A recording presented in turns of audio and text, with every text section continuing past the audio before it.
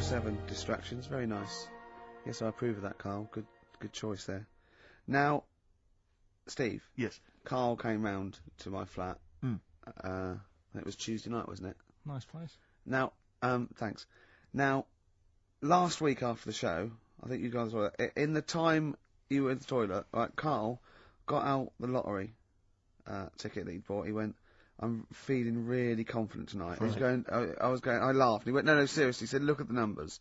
And I looked at them, and I think they were 4, 6, 8, 20, 36, 48, weren't they? He's going, "I just got a feeling about those. I wasn't sure." He went, "Although, my girlfriend said that, if I won the lottery, we'd probably split up because we like such different things, meaning she likes to travel and he doesn't." And so he said, so what I said was, "Well, if I win, then I won't tell you. I'll just treat you a little bit more." Brilliant. That's brilliant logic. That is great. Anyway. I'll look after her. Oh, I imagine you take care of her, yeah. Yeah, you're a good guy. How would you do it then? You just sneak little gifts in, slowly over many years? Yeah. You don't think she'd rumble the fact that you, don't work anymore and drive a Lamborghini? Well, I'd still do this, I think. What, just, as a kind of beard, as a cover story? Yeah, just pop So in you'd there. pretend to come to work, but maybe off partying and stuff in the daytime? Yeah. Clever. Now, he didn't win. Okay. I phoned him up Saturday night, he went one number. One number. I think it was 8, wasn't it? Yeah, It was there was a lot of 8s on my piece of paper, wasn't there? So I think it was either an 8 or an 18 or a 48. And he went, and he was disappointed. He said, "Waste of time." I went, "Well," he said, "No, waste of time." He said, "I've worked it out." I went, "Go on." He went, "There are 26 letters in the alphabet." I went, "Yeah." He went, "Think how many words you can make out of them." He went, "There are 48 numbers on the lottery." I went, "Yeah, 60 million to 1. He went, "Yeah." Not worth it. I looked into that in the week, right? And there's even less letters in the Welsh alphabet. They've only got 20, and yet they've got loads of words as well. So even 20, the chances, if there was 20 numbers and you had to pick 6 winners, it'd still be really... Unlikely. Yeah. Yeah. You should be a mathematician. And anyway, so we got talking about it. We got talking. That was me, him, and Jane around there. And I told Jane that he said about, if you won the lottery, he doesn't like travel. And she went, "Why do you like travelling?" And he went, "Well, I don't like planes. I'm really scared of planes and that." And she went, "Well, if you won the lottery, you could have a world cruise." And he went, "No." She went, "You don't fancy it?" I went, "No." He said, "If you go on a world cruise, what do you do next year?"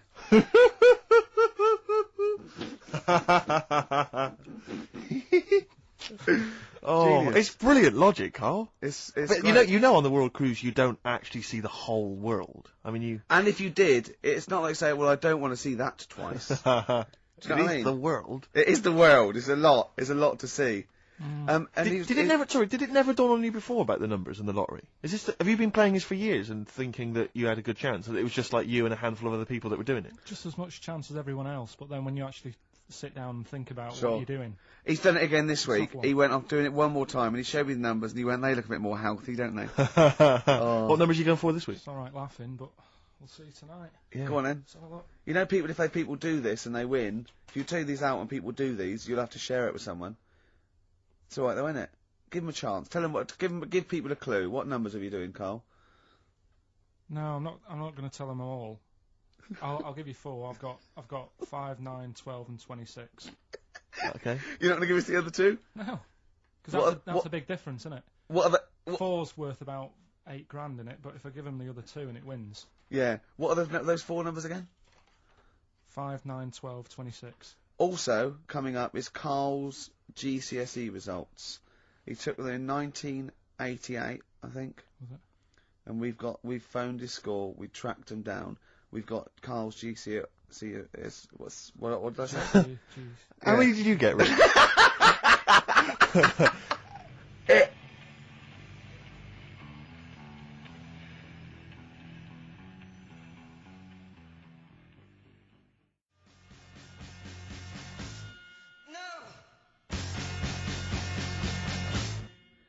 Clinic, walking with thee. Sorry about that earlier. You know, I like to keep a tight, slick ship, and that lets us all down, doesn't it? When something goes wrong with the shoddy equipment in this place. Mm. Why don't you buy some new stuff? You must be earning a bit of money now, wasn't you? We got a few listeners now. We get adverts, don't we? Why don't they just buy a new CD player? You can go down to Richer Sounds and get one for 50 quid. I don't know. Because I suppose when you're starting off, you save the money you make first before you spend it. Go down to Record and Tape Exchange, take all the 4 non-blondes and excess stuff you've got. Out of the record library. You'll be able to get an old CD player. 25 minutes this week it took.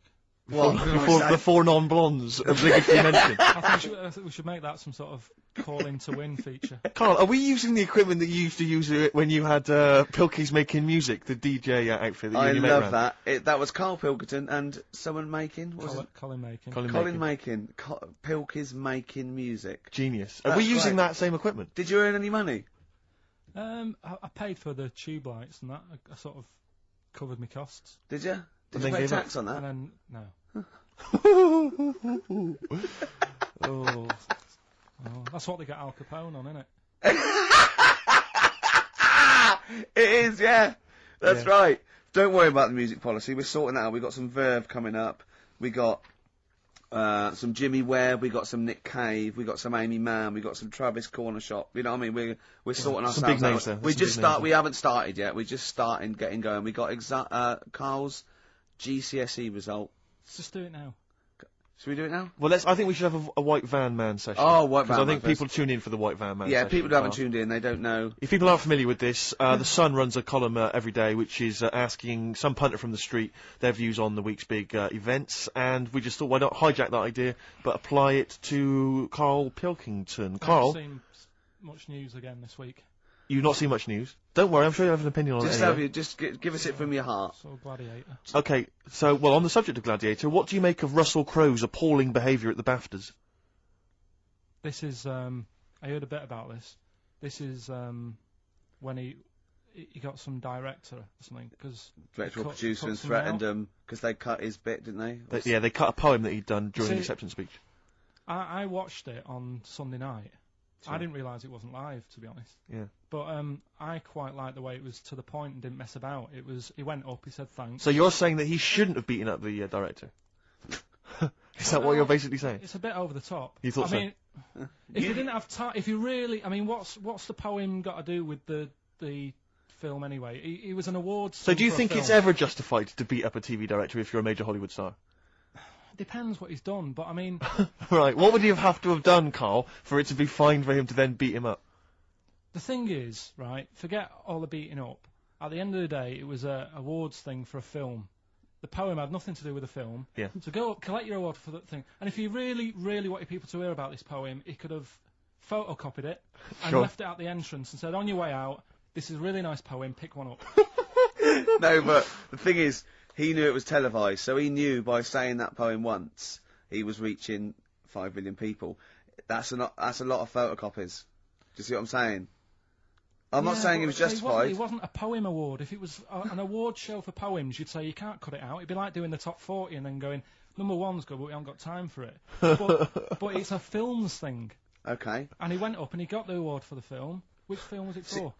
I don't know. But when I wanted to give you results... I said, let's give Karl his results. Steve went, no, we should introduce people to Karl again, just remind people what Karl's like. And he's so right. I'm so glad we did this first. Am I right, though? Carry on, Steve. Okay, the next topic. What about this big debate over whether Kylie Minogue's had a bum job? I'd have to see it. Next. Okay. What do you make of Will Young's single? He's the Pop Idol winner. It's going to net record-breaking sales, apparently. It's going to go straight to #1. He's had millions of copies sold. I heard last week that you had to, if you wanted to buy it from Woolworths, you had to go in and put £1 down to guarantee getting a copy. Wow. I think that's stupid. But what do you make of it, though? Do you think... as a song? Both as a song, and are you excited about Will Young and his future? No, he'll do all right. I don't think we have to worry about him. Okay. He'll do all right. It's not my thing, but he seems like a nice bloke. Okay, good. Very good. What do you make? One? Yeah, one final one then. What do you make of our scientists getting the go-ahead to clone embryos for research? We have discussed cloning before, and obviously there's the pros and cons of that. Christopher Reeve, former Superman star, he's behind this. Are you behind him? Yeah. I mean, with everything, you have your good and your bad, don't you? Yeah. At the end of the day, if you didn't have bad things in the world, then you wouldn't enjoy the good things. I think, it's like if you didn't have robbers in the world, policemen wouldn't have a job. So it's the same thing. It's like, it's an illness. Yeah. What are they messing with? It's probably a bit too detailed to go into there, really. But Do you know what I mean? yeah, It's good and bad. You can't have it all. yin and yang is what you're saying. Yeah. Okay, Carl, I can't argue with that, mate. I want to play a track now that I haven't heard for a while. It's the Verve, isn't it? Yeah. Sonnet. Lovely song. Coming soon, those big exam results.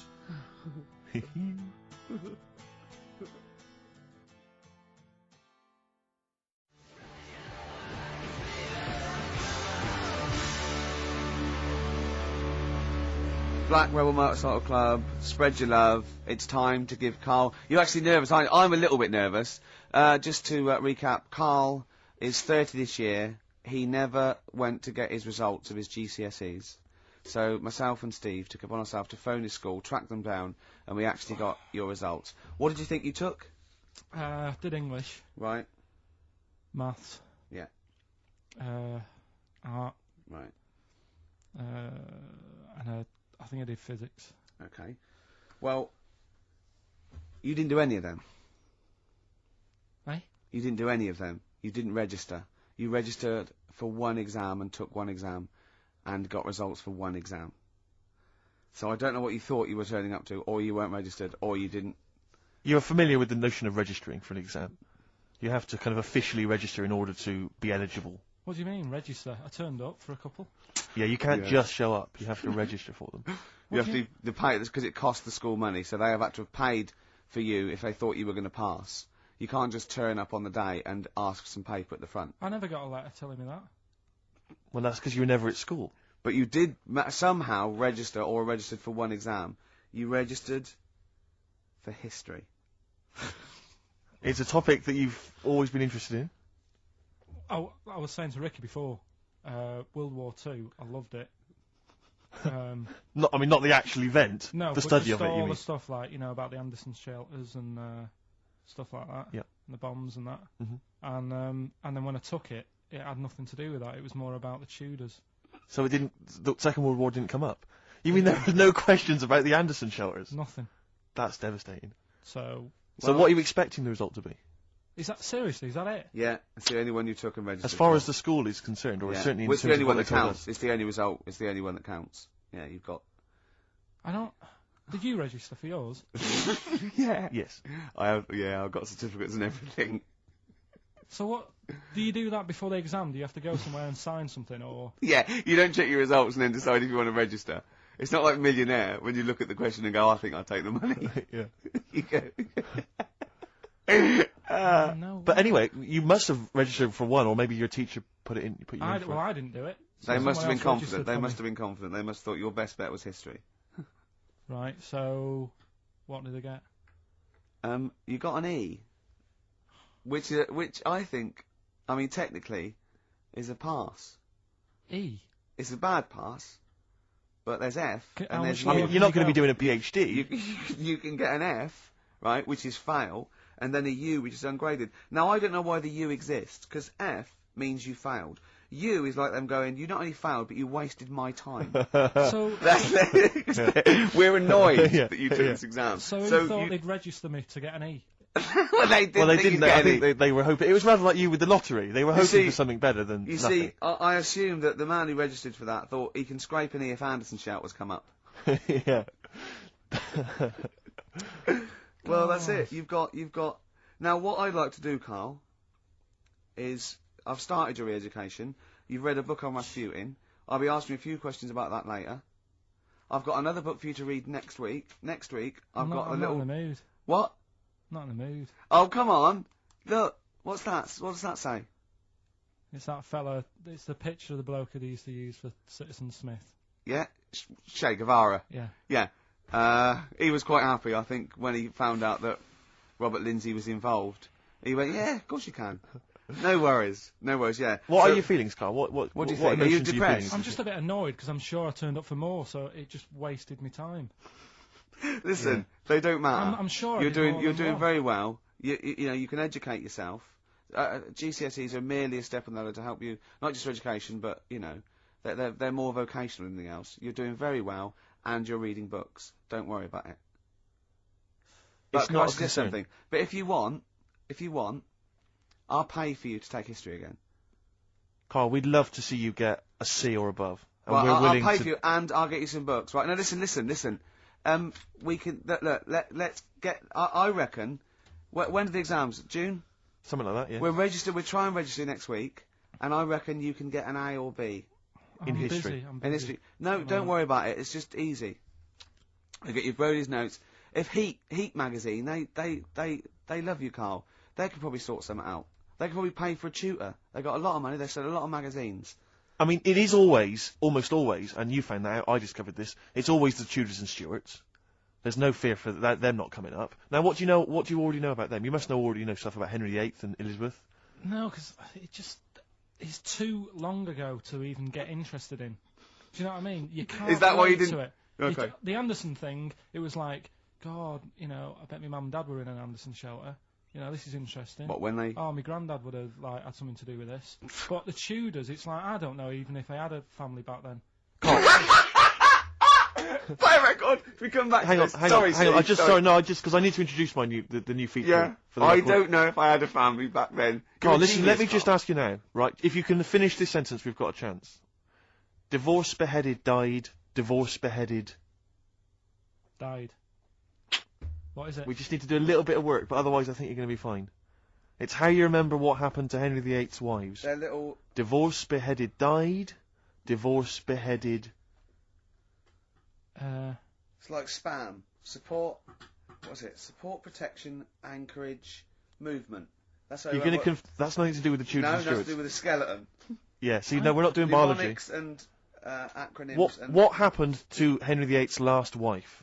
Did she die, or did she not die? Divorce beheaded died, divorce beheaded... Do you know that the only king that has got a moustache is... No. The only king that hasn't got a moustache is the King of Hearts on the playing cards. What's the record you're going to play? I want to resurrect the career of a different artist each week. This is an artist who's overlooked by the general public. It's a red card. This is Amy Mann, and she always seems to get overlooked. This was a single a while back. I think it's called Red Vines. Play it, Carl.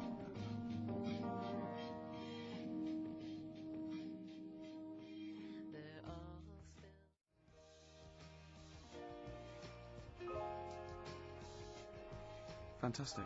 You see, what upsets me is the way that Amy Mann, Yeah. she's written songs as good as that, she's Yeah. released it as a single, she had to, I think, put the album from which that's taken out by herself over the internet. She was Oscar nominated Yeah. for the songs in the film Magnolia. She couldn't get a record label, I don't know if she's now got one.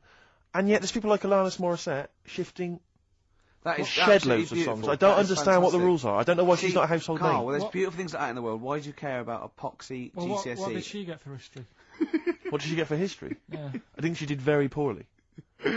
Why do you care? See, I was just going to say, this has backfired a little bit, because Karl is genuinely... I don't know if he's actually upset or embarrassed, but it doesn't matter.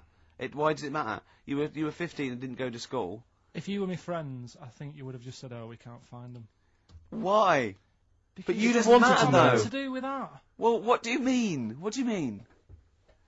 It's ridiculous. Do it again because you want to learn, because there's great things in the world to learn about. Don't worry. The GCSE is vocational. It's vocationally for a 15, 16-year-old to go on to do A levels or whatever, or to get results. But you don't need that because you've done very well. You don't care about the Tudors and the Stuarts. I mean, you know. I mean, I've had a couple of jobs, not this one, because you don't need qualifications to get a job. Obviously. Here. In the radio. Yeah. Obviously. You're absolutely right. But Yeah. ones that I have got in the past, I did, because I didn't collect them, I had to lie. And I didn't like go mad. I didn't say I had A's and stuff. But I didn't put history down because I didn't even know I did it. But, like, So it's a bonus. I kind of treated myself to like a D and a couple of C's and that. So it's like, well, he's not. I love the fact that Karl even then was honourable. It's like, I'll at least put down the ones I think I took and lie, but the ones I didn't take, I won't lie about. Yeah, and don't give yourself a B. If they're going to find out you lied, give yourself a B next time, It could Karl. backfire, couldn't it? I mean, my brother's a bit mental, and he used to do things like go for jobs and say, "Oh yeah, I've done this before," like being a mechanic, and he's never even picked up a spanner, and yet he'd have the confidence to go and try and fix cars. Well, I'm not that daft, but God, and he. Who do you blame for this? That's just an easy way out. I have to blame myself. Don't I? Yeah. What was the Well, teacher like? Well, there's loads of different ones. I didn't like. I mean, the history teacher, it is my own fault because with her, she was a bit mental, and I used to kind of stop the lesson by saying, "Oh, miss, tell us about your fireplace you've got that is made from a gravestone." Because that's what That she would had. stop any English teacher in their tracks. And she loved telling you about it. Yeah. So it was like, oh, I learned brilliant. that from a teacher. So that's why I didn't know about divorce, head loss, and all that. Yeah. Dandruff legs. Because- Horse, head loss, dandruff legs. But remember now, divorced, beheaded, died, divorced, beheaded, survived. That's all you got to remember. And what's that? That's what happened to Henry VIII's various In order. wives. In order. What does it spell out? No, it doesn't spell out Doesn't spell anything, you just it's gotta saying remember it. the rhythm. In order in which he married. Yeah, but it helps. It's like when my mum taught me the alphabet. She taught me as like a song. A, And like B, C, consonant- D, E, F, G. Yeah, constantly. No, not like that. Huh. That's how everyone else could do it, and I couldn't do it that way. Right. What That tune did she A, do B, it to? C, D. It was A, B, C, D, E, F, G, H, I, J, K, L, M, N, O, P, Q, R, S, T, U, V, W, X, Y, Z.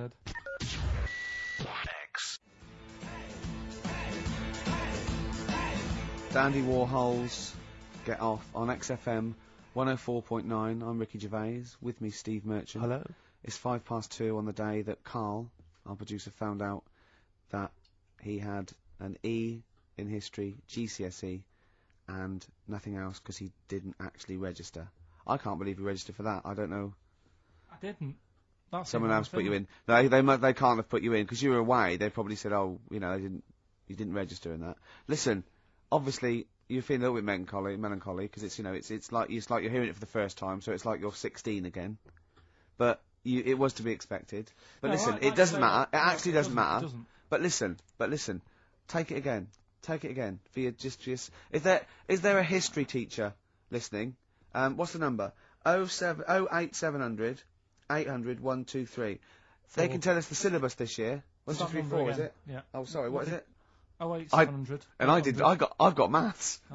08700 800 800 1, 2, 3, 4. 4. Mine's more laziness that I couldn't be bothered to say that last digit. Yeah. Really, I've done most of the work. If we get onto your problems, then we're going to be, it's a whole other show. It doesn't matter really, because like you say, right, I've done all right for myself. Yeah. It's that old thing of like, when you get older, if you find out that your dad's not your dad, it's like, it doesn't matter, he was a dad to me. Absolutely. Do you know what I mean? Yeah. Absolutely. So, Are you saying Mr. Nuttall wasn't your real teacher? Give out the number again, Rick, what are we after? 08700 800 1234. Is No there a one's gonna history want to teach teacher me. out there that may know how we can... Is he too late to register this time? What's Do we the have to syllabus pay for this it? year? What's the syllabus this year? Do we have to pay for it? And does he want to earn, like, 25 quid cash in hand to give Karl a couple of lessons? I'll stump that up. Take it, yeah? Be great. Be fantastic. they probably won't want to do it though. We'd It's that film thing, it. isn't It'd be a documentary on choice. Heat magazine be right behind it. There'd be, little clues. We could have a little question and answer, little quizzes. You know what I mean? Be Rick, great. before we play the next record, I've just been looking through the XFM gig guide, and I just wanted to let you know that at Spitz this evening, Commercial Street E1, doors at 8 o'clock, Gut Bucket are playing. So, no, just a lot of listeners will probably want to know that. So I don't want anyone to miss out on the Gut Bucket gig at Spitz tonight, Commercial Street E1. Brilliant, that's a good plug for the Gut Bucket boys. Ladies and gentlemen, please welcome to the stage. Now, Steve just played one of the most beautiful records. I mean, so I've got to up the ante here, and I'm gonna play another Jimmy Webb track. I played it off 10 Easy Pieces last week, and I have played this track before, but a different version. You'll know it, obviously better by Glenn Campbell. He wrote a lot of songs for Glenn Campbell, and this is Galveston, and this is absolutely beautiful.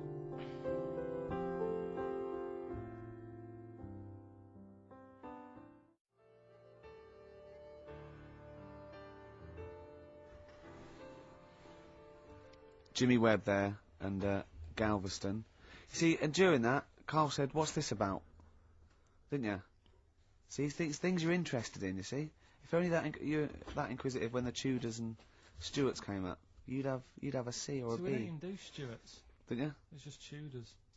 Oh, they're the worst, aren't they? Stuarts, I've got a lot of time for. The Tudors can, you know what I mean? Listen, right. As you know, I lent Karl, part of his education, his historical education, I lent Karl Gladiator, the movie, on DVD, which he watched on his PlayStation 2, and Rasputin. Do you know last week when you gave me this, did you know my result for history? No. That's weird, isn't it? Yep. Now, right, okay, it's the film review. Carl, you just tell it from the heart. Tell us what you thought about the film, what you thought the... Can I just ask, is this the first time you'd seen Gladiator? You'd never seen it before? No. Okay. And what were your thoughts? Okay. The film review. Gladiator. It's alright. Nothing great. It's like an old, sort of an old version of Rocky done in the olden days, really. Right. A bloke fighting other people. Sure. How sort of well known is the story? Do you reckon people know the basics? Well, just very quickly, just do the plot. Quickly. There's a guy called Max. Maximus, yeah. Yeah. There's Caesar, and there's Caesar's kid, and Max goes to war, sort of wins it, comes back. Caesar says, you're good at what you do. I wish my son was as good as you. So I want you to be in charge when I die. His kid finds out, bit annoyed about it, kills his dad, because he don't want anyone to hear that he said that he wants him to be in charge. Yeah. So his kid gets in charge and thinks, I'll show you. You're not going to be king, I am. You're going to be a slave or something. And then... next thing you see is... Sorry, can I just stop there? My only thought is the film's 3 hours long, so maybe we shouldn't go through the whole plot. We've done the first 10 minutes, but Yeah. go on. So, yeah, he's a slave, and then... Yeah, but then, that was an interesting bit that I thought, right? I mean, I was watching this with a girlfriend, she was already annoyed because she wanted to watch Friends on E4. Okay. So... Yeah. It was a good episode as well this week. Was it? Yeah. Don't tell her that. Okay. Right, so she was annoyed and she said, come on then, put it on. And I got it wrong straight away because it says on the back 149, so I thought that was an hour and 49 minutes. It turned out it was 149. No, I thought it was 1 hour 49. Yeah. But it was 149 minutes. Sure. So it overran anyway. By 40 minutes. Yeah. So anyway, the interesting bit was where he was going across the desert on a horse. And I think to show you how long he'd been going across the desert on his horse, he's showing you a shot of the horse's knees and they were bleeding. And I just wondered whether that's what horses do if they run for a long time. Do you know? I don't. Good. Right, so anyway, so he goes on, it keeps going on like this. He's a slave, and then he has a fight at the end with the Caesar's kid, and he kills him. And that's how it ended. Okay, good. What did you think of it? Just generally, what bits... what do you think was wrong with it? Right, well, I've read up on it, and there's already a fact that is wrong. Right. Caesar's kid, he didn't actually kill his dad. His dad died of a natural death. Right. In real life, you mean? Yeah. Okay. And what's Caesar's kid's name? Comedian or something? I think it's comedian. Yeah. Yeah. That's where the name comes from. When a funny person is called a comedian. He didn't actually get killed in real life by Max. No. He died by his sister poisoning him, and he didn't die. No. Are you saying that this is not a historical document? It's wrong. All over the place. Yeah. Well, in terms of next week I'm giving you Braveheart, and that is actually true. That is factually accurate. I can't handle it. It is. It was a little Listen, Australian fella that helped him out. Just for people who watched it, Go on. know that the guy, Caesar's kid, Yeah. he died. His sister tried to poison him. That didn't work. Apparently, he was a gay fella, and his boyfriend, who was a wrestler, strangled him. where did you get this information? On the internet. I thought I'd look it up to see how much of it I actually got right. Yes. And that's what I read. Okay, so out of 10? 5. Really? Yeah. Okay. It's no good. I wouldn't get it out. And it's annoying the way it says, like, this film's got to be seen at the cinema, because I saw it at home and I don't think I missed out on anything.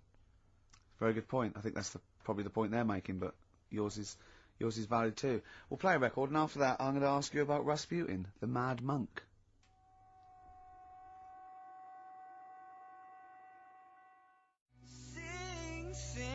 Sing.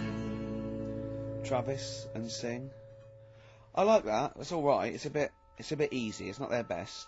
I like their earlier stuff a little bit better, But what I don't like is them throwing around mollusks.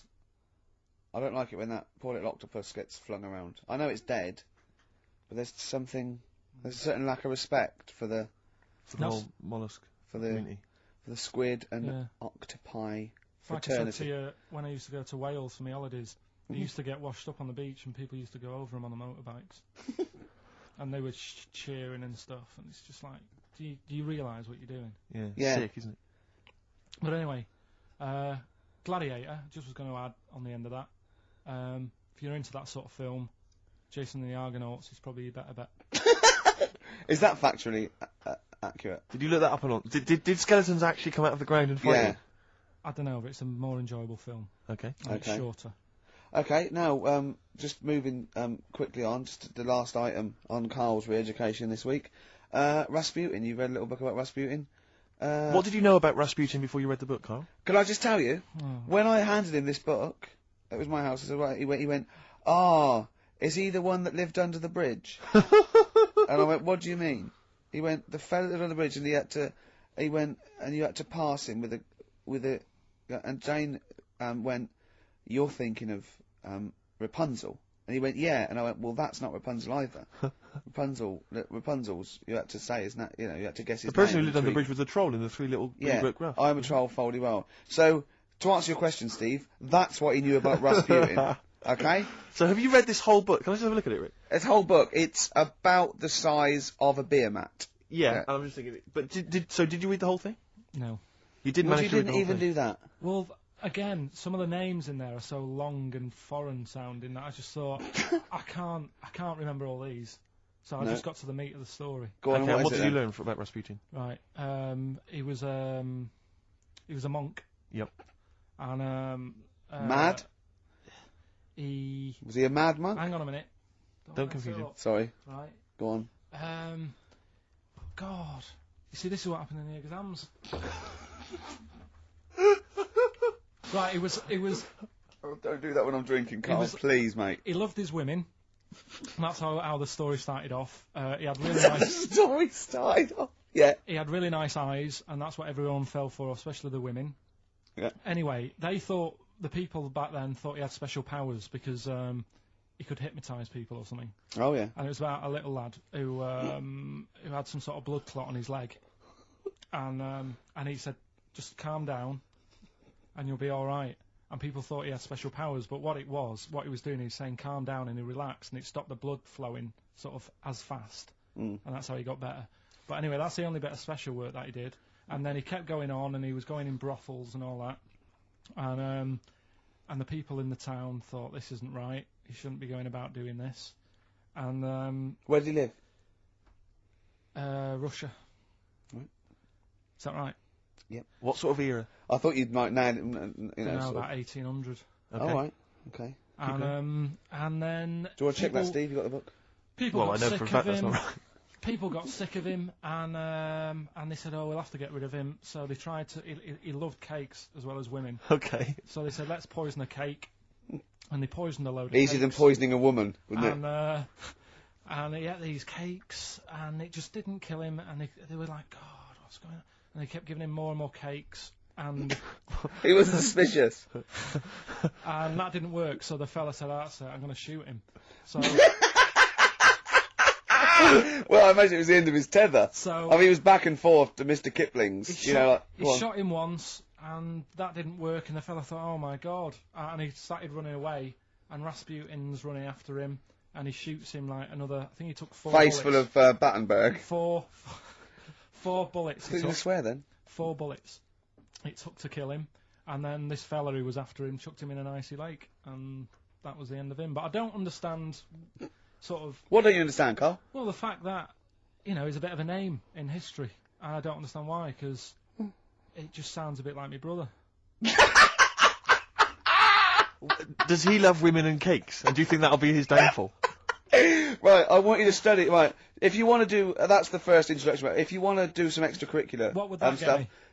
there's a song by Boney M that Yeah, lays it yeah. out. Suzanne told me about that, saying about Russia's greatest love machine. Yeah. But it didn't say anything about cakes. No, So I think if you get the 12-inch mix, no, but they say say according to Boney M, and I don't know who's correct, the bloke who wrote that or M. They put some poison into his wine. Now I don't know if M have done their research or whether they did shoot him until he was dead. According to them, he was the greatest love machine in Russia. I don't think it says that in the book, but M might know more than that fella. So what's your final verdict on Rasputin? Just a normal bloke who didn't have that much luck, really. That's what I don't understand. I was waiting for something special at the end, but just a normal fellow, really. Yeah, just an everyday. Happens all the time, doesn't it? Just an everyday mad monk. Yeah, just an everyday mad monk. You have to shoot and poison and throw in icy lakes to kill him, and who loves women and cakes. I mean, come on, do we need another one of them?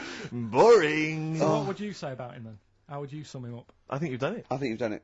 There you go. So next week, Che Guevara, you going to read the book? I don't know. Come on. Next week, Che Guevara. Take it home. There he is. Give it her then. Nice one. Good luck. Cheers.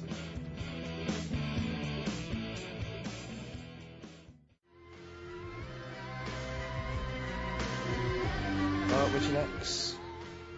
The Sugar Babes are freaks electric.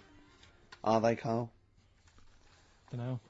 I feel like feels like Christmas Day. What, you didn't get the gift you wanted? Yeah, do you know that like anticlimax? Yeah. When You've been looking forward to it for so long. yeah, you know. Well, I mean, I knew you were looking forward to it. That's why it took you 14 years to get the result, and then it was 2 other people that got them for you. Do you So wish that we hadn't done it? No, it's all right. It's alright, isn't it? What's your girlfriend going to say? I don't think I'll see her again.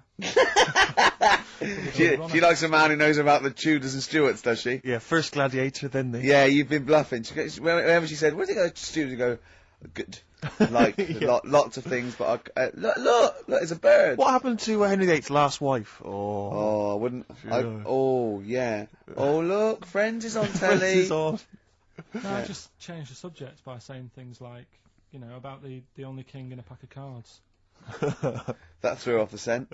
That threw us off the scent. That wouldn't fool an invigilator, would it? That's the thing. You can't use that one with an exam board. Karl, have you ever logged on to Friends Reunited? It was the site that everyone was talking about last year. No. Are you aware of the concept? I've heard about it, but there's no one from school who I'd want to see Hook up again, with. really. So basically, for those that don't know, you have to log onto his website, and then you can it helps you track down your old schoolmates if they've also logged on and stuff. And we took the liberty, really, of looking on the Friends Reunited site and typing in your school and trying to track down any of your old mates. We didn't get in touch with any of them, don't worry. We didn't do that. We're not going to surprise you with them now. No. But I was just interested to know, like, some of your thoughts on some of the names that I could run past you. I mean, these are people from your year. Just tell me if you recognise the names. Alison Birch? Think I remember her. What's your thoughts of her? Posh Don't- girl, Don't be probably- libellous. Don't be like, no. No. Posh probably did pretty well in history and that. Sarah Morris? God, yeah. Remember her? Go on. You're grinning. What's the thought? Go on. No, just she was all right. She was a popular one. What does that mean? She was nice. Yeah. Okay. Okay. What about Darren Buckley? He was one of my best mates. Was he really? Yeah. Seriously? Yeah. What do you reckon he's doing now? Do you still keep in touch? When my mum and dad were still in Manchester and they had a bookie shop, he used to go in because the bookies was next door. I love the way you paint a picture. He used to, If you did this in your history exam, Karl, you will walk it. Go on. So your parents had a butty shop. There was a bookies next door. Yeah, and he liked having a bit of a gamble, so he used to. I think he works for some insurance company. Do you think that his fiancée Beth knows he's got a gambling problem? Yeah, Or that his 2-year-old son Lewis? No. Yeah, they live in Cheadle Holme. Hume. Cheadle Hume. He must be doing well. 'Cause He's still supporting the Blue Army and frequents the shrine on a fortnightly basis. funny thing with him is, right, when I used to stay over at his house, and his dad was a copper, and I remember his dad came down and said, "Right, I want to see you two." I thought, "Oh God, what's happened?"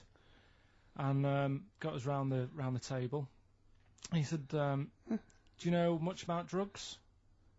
So we were like, "What's all this about?" So he goes, they're not good for anyone, they're stupid thing to get into. And we're like, "Yeah, we know." And he went, "You know, do you?" We said, "Yeah." He said, "What's this then?" And he'd found something in his bedroom, and it was a Skittle. What the sweet? Do you know little sweets with the S on it? And Oh, he heard really? about drugs. Yeah. So he said, "Well, yeah, it's a Skittle." Yeah, I know what it is. Oh, he was bluffing like that as a slang word. Yeah, he thought because he was a copper, he probably had to be down with all the terms and that. So we said, oh, it's a skittle. And he said, yeah, I know what it is, but what's it doing in your bedroom? Oh. And it was like, no, it's a toffee. So, Darren, Yeah, I know, it's a toffee, it's a squib, it's a, yeah. Karl, more people from your past. Debbie Carr? Yeah, she was another nice one. What does that mean? Is that a euphemism? No, she was one of them that you'd sort of go, she's nice, but she'd never be your girlfriend. Do you know what I mean? She was, Not really. Even though she was in the same year, she seemed a lot older. Right. And Wasn't a teacher, was it? There was 3 of them who all hung together, and they seemed to hang around like the older kids, the ones who looked like men. Do you know what I mean? They had, What like, did you look like then? Well, it's just that I had youthful sort of looks, Sure. whereas like the older ones had like beards and stuff. It's the gang of boys in the 5th form with beards. Were they smoking pipes? Come over here, me filly. Oi, Debbie Carr, come over here, you little beauty. No, but she was like, I love that. Hanging around with beards. There's the big boys. What a fishing. Lovely beards. What do you I mean? just see a whole row of George Bernard Shaws. Brilliant. How do you do in history, boy? Think you got an E. You're an idiot. they Oh. were like, I'd be there sort of punching people in the arm. Cause we used to Oh, play yeah. that Oh, that's a skill. great game. Oh, I love that. Punch people in the arm. Is that part of the Olympics now? it's, I think it was exhibition this year. Right. But it's going to be a pro next It's going to be the Winter Olympics because you've got to do it in just a cap sleeve shirt Sure. in winter. Yeah. So you're Oh. playing that? She, but whilst I But was she didn't doing appreciate that. She used to go, ow! No, I always think whilst I was doing that, they were like the Charlie's Angels, and they'd be sorting out a mission somewhere because they were really like there was something about them that you thought, they're special. They were private detectives. What do they work for a man they never see? Okay, here's a name I'm interested in because, let me just tell you the name first. Adam Clifton.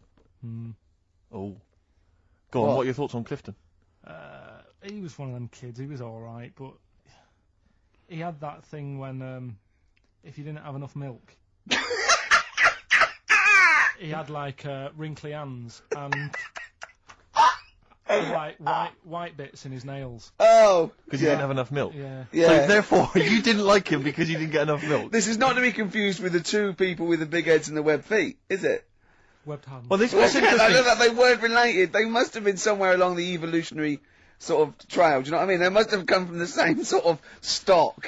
But you wouldn't have liked him. It's just one of them people. He was all right, but Before you say any more, on Friends United, you can leave a little message which explains what you've been doing and what your life's like now. And most people leave maybe 2 paragraphs. Right. Adam, I've printed it off. He seems to have printed. I think there's about 6 pages here of stuff. He keeps updating it, and he just basically lists his memories about everyone.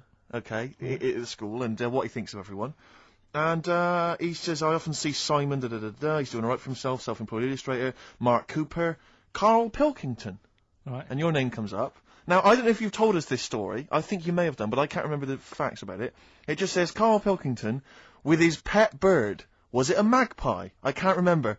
He brought it to school to show everyone, and it flew away. Oh, God. Oh, no, they do that, don't they? What was the story there, Karl? You give them seed and they just leave. What do you mean? Well, this sounds like Kez. Well, that's it. I was a big fan of Kez. And it was the time our dog had just died. Yeah. So I didn't have any pets, and the cats were always getting run over. Yeah. And so we didn't want any more pets. Yeah. But there was a magpie that used to fly about on the estate, and I managed to sort of tame it. And in the end, with a chair and a whip. What do you mean you tamed it? Well, just used to sort of hang around it and talk. But how did you get hold of it? Did you catch it? Well, eventually, yeah, it used to just come to me, and the annoying thing was, it got to a point when I wish I hadn't bothered, because it used to pop me bike tyres. It used to sit on like, if I was talking to my mates and I was on my grifter. I love the way he just throws things in. It's like an Alan Bennett play. It landed on my tyre, and it used to peck at the tyre and pop it, and then it used to then never go away, so it was always like around the house, and my dad said never bring it in. So it used to sit on the porch, and I used to go out, and it used to fly down and land on my head, and it really hurt. It used to like peck and stuff. He thought it was a tyre. So it wasn't so much tamed as a stalker. Oh, God. So you took it to school and it flew away? Yeah. So did you take it in proudly going, look at my magpie? Oh, Yeah. Oh, But no. I think it got a bit confused in the area that it was in, because I used to just keep it sort of around our estate, but Sure. the school was a bit of a distance away. How did you get it there? So, carrying it on my finger. Did you walk? Yeah. Wow. So it was happy there, and then it got... But it used to be one of those things that people would stop me in the street and sort of go, "Oh, what's that?" And it's I don't suppose Maggie, called it Maggie. You didn't get Charlie's Angels to go and find out what happened to it? Investigate? Were they impressed? No, not really. No. But Listen. go on. Any. Like, Carl, let's few come back names? to it, mate. Let's come back to it. Let's have a hip-hop hooray track.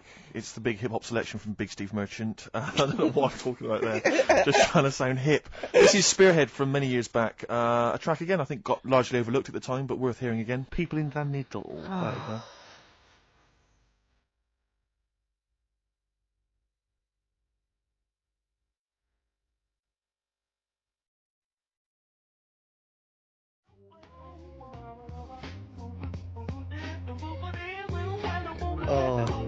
Right. Spearhead, People in the Middle. Michael Franti, surely one of the greatest rappers, I think. If you've ever heard him bust it live, Rick, he's almost as good as me.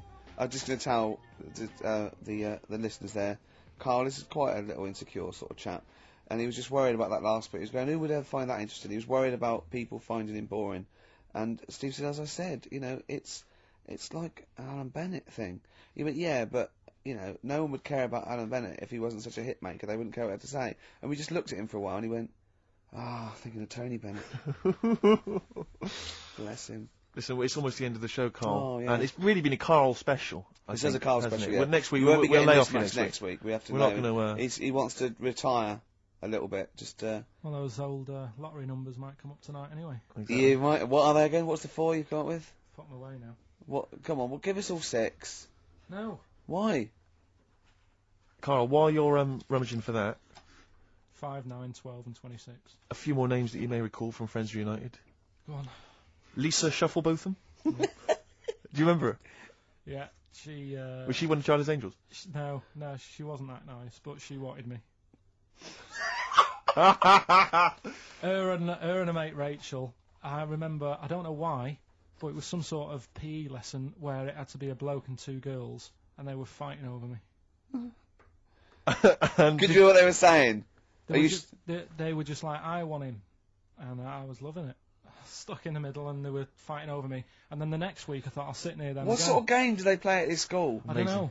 That's an incredible game. But I think Punch me on the arm. No, punch me on the arm, Karl. They just went through it. Because the following week, I thought, right, I'll sit near them again, because I quite enjoyed the way they fighted over me.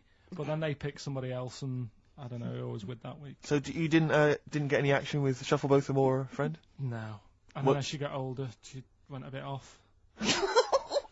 She didn't look that good. She's probably nice now. It's just, I mean, I'll say about myself, when you get to sort of the end of secondary school, you do sort of go a bit odd looking. Right. Do you know what I mean? When your sort of head grows funny.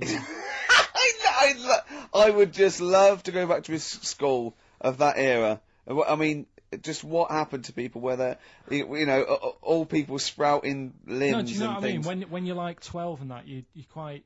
No, not 12. When you're 10. When you're 7 to 10, you sort of look healthy. And you look at your pictures when you go, yeah, I was a good-looking lad. But then when you get to late secondary school, something happens. Yeah. And you just look a bit odd. Okay, well, what about Alison Thorpe? Not sure about her. I sort of know the name, can't put a face to it. Damien Comer? Again, know the name. Yeah. Can't remember anything. No. Yeah. It's a shame. Well, those are pretty much all the names I could find. We've had some interesting thoughts, though, and interesting anecdotes. Yeah. Anyone in particular that you'd like to say hello to that maybe listening now that I think I would have mentioned Darren Buckley if you hadn't have brought him up. Oh, right. He was like me buddy. Yeah. Did you ever see the Magpie game when you took it to the school and confused it? No. You're joking. That was the end of it, was it? Yeah. So where did it go? Probably to some other kid. Because, I mean, actually, it probably got killed. Because if it was being that friendly with other people, some people might have took advantage of it. In what way? Well, there was a programme on the other week about... What, in the way that Shufflebotham was trying to take advantage of you? Well, there was a programme on the other week about bear whisperers.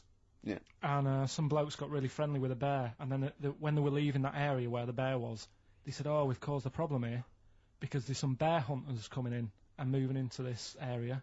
And it's going to get a bullet if it acts like this. So they had to scare it away. And that's what I should have done with Maggie. I should have terrified it a little bit so it wouldn't trust humans. Just introduced it to some of your schoolmates, I'm sure would have freaked it right out. Well, the ones with Maybe the that was big why heads- it fled. It didn't see. It's Oh no! weird. It didn't see those two fellas with big heads and webbed hands coming towards it, did it? That would have terrified anything. It's like a scarecrow, like two walking scarecrows.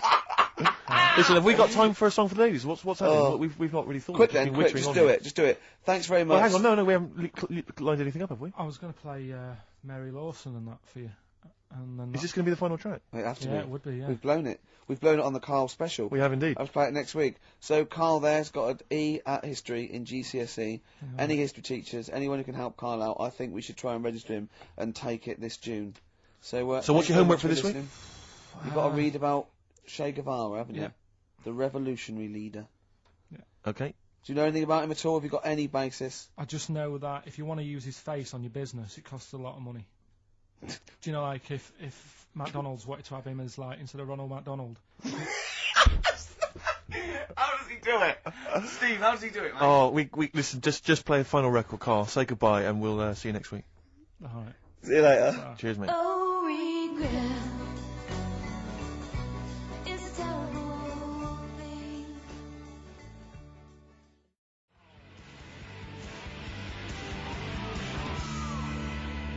Pete Yawn for Nancy on XFM 104.9. I'm Ricky Gervais, with me Steve Merchant. and Hello Karl Pilkington.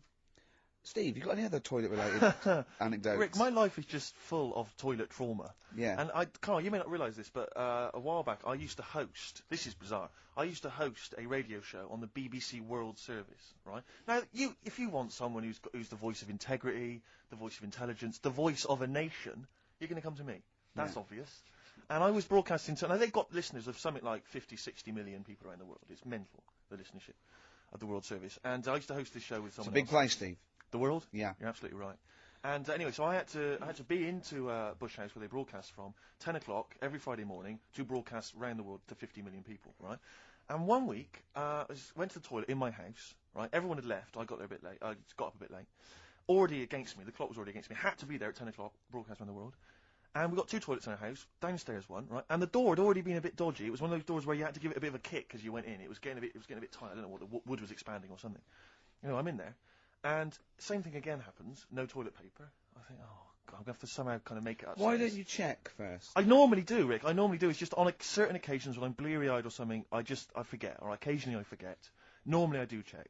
Right. And you've got to bear in mind that it's not like this is happening every week. This is over the course of many years that Sure. these incidents have accumulated. So You've condensed them. for the two purposes of incidents. this anecdote. Sure. Yeah. Yes. And great. You're just brilliant to keeping the pace up of an anecdote there, Rick. You've just drawn in. I don't know where I am now. Anyway, I know where I am. I was trapped in a toilet with no toilet paper. Yeah. That's where I am. And I'm thinking maybe I peel off some of the wallpaper, you know, things like that. But there's nothing I can do. I got to go upstairs. Newspaper. Well, exactly. But I have to go upstairs and find Toilet paper, was there any? There wasn't. There sadly. wasn't? Oh. I'm gonna have to go upstairs and maybe find a notepad or something like that.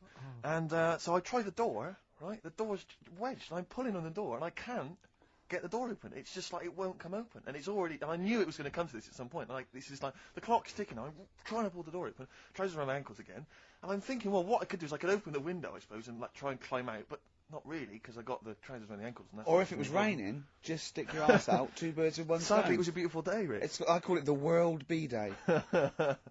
And so what I'm thinking is, I got my mobile phone in there, luckily, because it's in my pocket. I'm thinking, well, maybe I could phone. I was seriously thinking, Kleenex. maybe I'll phone the fire brigade. By this point, I mean, it just dried. No, it hadn't. It was. Hold on, was that little puppy not around? Because sometimes you can call that, it's got a little bit wrapped round it. Listen. Or This is just a use the serious puppy issue. itself. There's 50 million people around the world going to Yeah. need to hear my voice in like Yeah. 30 minutes. Exactly. And- Where's Steve? He's not locked in the toilet again, is he? Exactly. Oh, no. So I'm thinking about phoning the fire brigade, and I'm thinking, Sure. like, if I do that, it's gonna be the first call that goes straight on the speakerphone Yeah. for like the entire fire brigade service With everywhere. a butch hero carrying you down over his shoulders with your trousers around your ankles. Can I Exactly. just not pull him up? No, you've got to be taught a lesson. Yeah. But I imagine the idea of phoning up and going, hello there, I'm trapped in a room in my house. Oh yeah, which one is it? Oh, It's I don't quite need small. to know. It's quite small. Is it? Yeah. It's not the toilet, is it? Because we don't want to come and rescue someone who's trapped in the toilet. Which No. service do you require? Paper? So I think I can't find the fire brigade. The clock's ticking. So then I think one of my housemates is still in the house, but still asleep. So I phone the house number, Right, phone rings and rings and rings for ages. And eventually he answers the phone, right? Gets out of bed, answers the phone, yeah. Hi, it's Steve. All right, what's wrong? I'm What are you downstairs. doing? What are you doing? All right, yeah. Oh, I didn't wait. I know. What are you doing? Oh, just in the I'm toilet. just downstairs in the toilet. Oh, yeah, what are you doing? Oh, well, I've finished what I'm... Have you got any toilet paper? Any bog roll. Yeah. So he had to kind of scrape together a few bits of paper, you know, and sort of tinfoil or whatever he could find Yeah. in the house. A cactus. Come down Oh, no. pass it underneath the door, right? And then I said, can you move away from the door because I don't want you to hear me as I'm, you know, wiping the... And so You he didn't did say that? Yeah, well, I didn't want him to, you know, that's What, sorry, what... That's embarrassing. What were you Yeah, it is. wiping it with? Not tumbleweed. What do you mean? What No, but noise? I know what you mean. Yeah, no, exactly. Right. So then I say, right, can you smash Why this- was he hovering? Why didn't he want to walk away? Will you keep your... What was it? Outside with a glass to his ear? Yeah. Thankfully, there was a window in the door, but it was frosted glass. You could just see my semi-naked body moving around. And so eventually I said to him, look, listen, I'm going to need you to sort of kick the door in. He said, well, I don't want to kick the door in because you're going to have to pay for it, aren't we? I go, yeah, but I got to go to the World Service. Well, yeah. And he was a lovely man. He's the weakest man you've ever come across. It's like if there's one person you don't want to have to throw their body weight against the door, it was him. It's like he'll snap before the door will. So he's smashing against This the door. sounds like a fetish to me, though. He went in there, and there you were naked with lots of toilet paper. And you go, oh, you've broken the door down, and there I am naked. Again. Oh, you've rumbled me, Rick. I wish I'd not told that embarrassing story on the radio. Like it wasn't embarrassing enough, you've just got to make it slightly more seedy. Oh, so did he get it He down? did it, yeah, and I got to the World Service with like minutes to spare. Oh, And interestingly, I told that story to 50 million people around the world. Joking. did they understand? I think so. What, I mean, is that a bit of a problem when you're on the World Service? Like, thinking of things that everyone can understand? Yes. Because you can't It's a bit just like talk when about- talking Yeah, to you, Carl. yeah, exactly, Carl. I think you're on thin ice there, worrying about people understanding what you're saying. No, but you can't talk about stuff that's on the telly and that, because some people say, well, we haven't even got a telly here. Oh, yeah, you're listening to XFM 104.9. Play a record.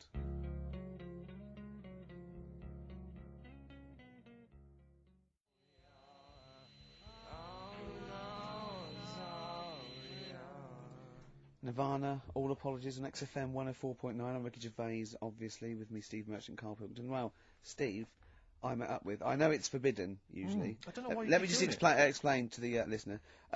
Me and Steve have got a little bit of a pact. We're not allowed to talk to Karl during the week because he comes out with too much dynamite, and we want it to be fresh, and it's just unfair. And if he sees us laughing, he clams up a little bit because he knows something's wrong with his head. So, I was in a pub, and Karl called. He returned a call. I'd called you earlier, and I said, oh, I'm just across the road. Come over. And he came over, and we had a conversation, and I kept saying, no, save it. And I can't remember half the things he was saying, but I do remember one thing he said. He said that the human eye never grows. He said, unlike your ears and nose that keeps growing all your life, he says the human eye never grows. Now, there's a little bit of...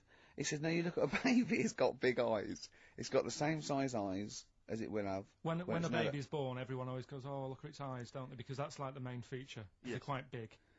They don't grow, they don't get any smaller, they stay the same size. What you mean, once you become an adult, you've the same sized No. eyes? Soon as you come out of the womb, your eyes, the size they are as a little baby, they stay the same size. It's Until just you like die. the sockets. And I pointed out to him, right, I said, if that was true, Steve Merchant, when he was a baby, with these eyes he's got now, would have looked like a hammerhead shark. All right, calm down. You don't want to go lay into the eyes. Do you know what I mean? Just to prove my point. I didn't laugh when Good. he said that. Respect. Do you know what I mean, though? What? I've got the eyes are the windows of the soul, and mine happen to be enormous French plate glass windows. Yeah. But nevertheless, they're beautiful. Many people find them beautiful. Yeah, they're great. Yeah, many people do. But Do you know they don't have kneecaps either? My eyes, or what? Babies. when they're born, they don't get kneecaps until they're about 2. they don't get knees. Is that true? And Yeah, also, What are you it might be talking true, about, it might Carl? be That's, true. but isn't it a little bone? It's part of the. Well, no, but the leg bone. you've got lot more bones when you're born than yeah, you got eventually. 300 when you're born, then 205 when you're an adult. Yeah, they all fuse, don't they? Do they? The head's got to be all soft to come out. Right. As we said earlier, I would know. I'm a shark. Oh, So God. what did you say when he said about my eyes being huge? Okay, get I off said it. that, I said that isn't nice, considering Yeah. he's not here. I Yeah, said I talking about wait you until behind he's my back. here when I slag him off. Yeah, very well. No, nice one, Carl. You're an honourable man. Oh, well, I know, you see, the thing is, right, that made me think that it might be a little bit of truth in this. There is as well, that- the ear thing. Have you seen that with That's old men true, who yeah. have really long ears Yeah, and big noses? yeah. you mean do they'll- they eat buns and walk around in the jungle, these I don't old understand. men? You mean that the ears and the nose carry on growing? Yeah. Yeah, they do, that's true. That's true, it's cartilage. Yeah, but it's not like sort of Pinocchio. No, after you're dead. You leave a body lying around, he's got a huge elephant type Really? ears. If you left him long enough? 4 foot nose, that's what, Incredible. yeah. No, remarkable. but you see, it's about the focal length in your eye, you see, because it's like a big lens. So it makes sense that they couldn't change that much. Because an owl, do you know why an owl turns its head round? Sort of like 180 degrees. No. Because it can't move its eyes, because the eyes take up the whole, it's the biggest eye in the animal kingdom. The eyes take up the whole of its skull. Really? Yeah, and it has to move its, yeah. Has it got a brain in there as well? It's got a brain in there, yeah, above the eye, yeah. When I say the whole of the skull, Quite, yeah. There's yeah. also some space for the brain. What I meant is the two diameters of the eye is the diameter of the. You've lost me skull. there with diameters. And You didn't like maths, did you? no, don't like maths. Never understood it. Couldn't get to grips with maths. I don't know about you, Karl. Did you do maths, Carl? Now, how did you do in your exams on the maths? Did you turn up? I bet yours was rather like my theory, which is why do you need to figure it all out when you've got a calculator? Exactly. Yeah, I knew it. Yeah. You're And right. I agree. Well, let's play a record, and afterwards I'm going to be testing you on your homework this week, Carl. Could we do White Van Man first? We could do. Oh, just to. No, they've got to No, know just to what they're remind people- dealing with. Yeah. Carl's homework was to read all about, as you know, Che Guevara. Absolutely. Last week he did well on Rasputin, didn't he? Did very well on Rasputin. Yeah, and pronounced with flying marks there. So let's have a bit of Wu-Tang, shall we? Then let's have White Van Carl. Man. White Van Carl. No. Yeah. Don't erase none of that good shit.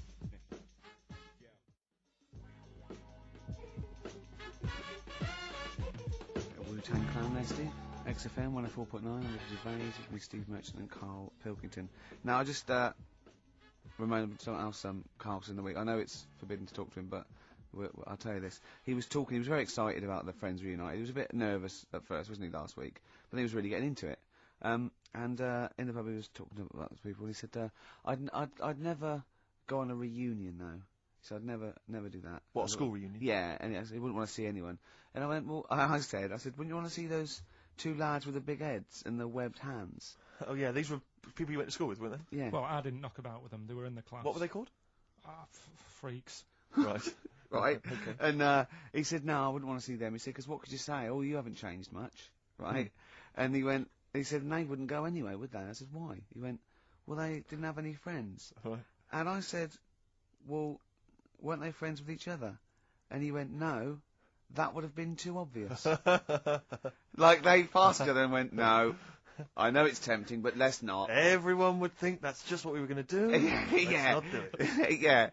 So they didn't even hang around with each other. No. See, I must say, in my head, I've got something like it's like some sort of extra thing from Blake 7 that they're like some sort of lagoon monster, but they just had slightly oversized heads, did they? See, does your head grow? Your eyes don't. Does your head? Because maybe they've got to a point now that it's all sort of caught up with each other.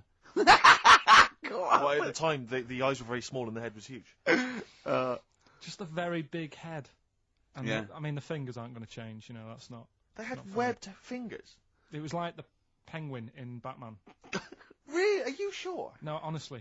Are you sure they weren't wearing mittens? No, seriously. Yeah, it wasn't home economics. They weren't getting something out of the oven, a very hot dish, were they? Every time you saw them. But why were there two, but they weren't related and they weren't friends? I don't know. I suppose it's like asthma and that, innit? Some kids have it. And it just was a Yeah, coincidence. but asthma's quite a common thing. Webbed hands, Karl. Yeah. I don't know. You don't think of it, do you, when you're a kid? You just sort of... Oh, when, yeah, when you first see them. Yeah. There goes the frogmen. Anyway, Karl, look, let's have a little quick session of White Van Man. For those that don't listen to the show regularly, the Sun, as you may know, has a section called White Van Man where a member of the public gets asked their opinions on the week's big political and social hot potatoes. Karl, we just thought it would be fun if you answered some of the questions. It's not so much questions, it's just your views really on these big news stories. What do you make of Olympic ski hero Alan Baxter testing positive for drugs? What did he do? Well, he won a gold medal in the Olympics, and For what? he was a skier, Right. and he won gold medal, and they've just tested him positive for some kind of illegal drug. But what? I mean, if he did, why take drugs to ski? Why? Because all you do is balance. But imagine, it'd be amazing if you were stoned, like going down a hill. Yeah, it's not like you have But to... it's not going to help you, is No, it? it's not just like- gravity that's doing all the work, isn't it, with skiing? Yeah, but it's often to do with your athleticism, isn't it? It's to No, but help it'd be you. like saying, and we've just found out the people on the toboggan were on crack. It's not going to help them. You, Yeah, but you sit there and you go with the flow. Yeah, And could you hold I on. say, the drugs he was Apparently taking... that's his defence, Probably, Karl. he probably wasn't jacking up H or, dropping a few E's or getting stoned. He was probably taking more sort of, Steroids. performance-enhancing drugs, as opposed to him just, like, scoring some shit around the corner from someone, but that getting doesn't- off his tits and jumping in a toboggan. Doesn't mean that, does it? He wasn't off his nut. Yeah. You tested you pissed out your head. But why doesn't he just say, don't be stupid, why would I do that? It's just not going to help me out. But it is, isn't it? Because performance-enhancing Hold on, drugs do. wait a minute, Steve. Wait a minute, Karl. Right, look at this way. Okay, look at me. Yeah, have I got his attention? Yeah, the lights glinting off your ring there. Yeah. You're attracted to. Okay, right. No, keep concentrating. Right. Some athletes, you're aware they take drugs. That's to build up Swimmers muscle. and stuff. Yeah, swimmers. For Runners. example. Runners. Yeah. Not only do they help build muscle, right, but they can actually, give them a boost performance-wise, Yeah. sort of like steroids and all this sort of stuff. Right? So that's the sort of thing we're talking about. Okay. Right. So again, He wasn't why on a bong would that help before. you? What? Why would that help you when all you've got to do is balance on skis? Not when you're at the Olympic level. Yeah.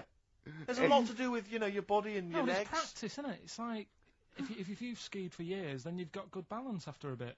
Oh, do you know what, Karl? Do you know what? You've made a mockery of drug taking. Well done. Yeah. Right, next one, Steve. I hate this bit. I hate this. I don't know if you saw it. What did you make of Posh Spice's Warts and All documentary? Yeah, I saw a bit of it. What did you make of it? I mean, people are slagging them off, aren't they? Saying, she's daft and that, but Don't make you. she's.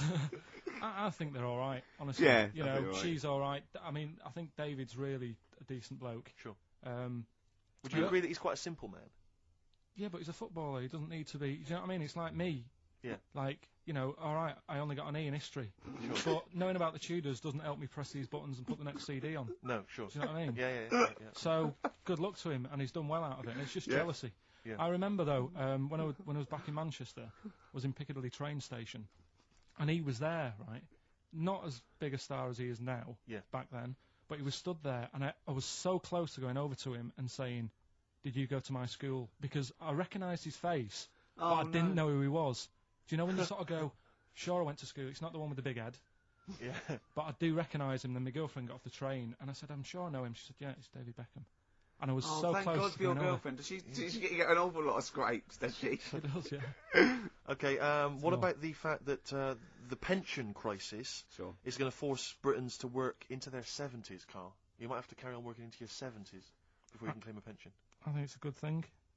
Because you see a lot of old people who look bored. Okay.